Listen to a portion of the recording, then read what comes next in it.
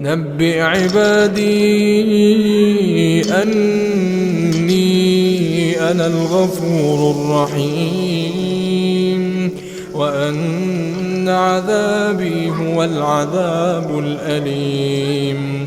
ونبئهم عن ضيف إبراهيم إذ دخلوا عليه فقالوا سلاما قال إنا منكم وجلون.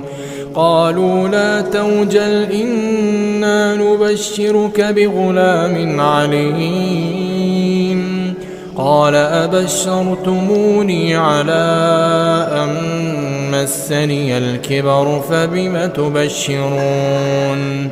قالوا بشرناك بالحق فلا تكن من القانطين.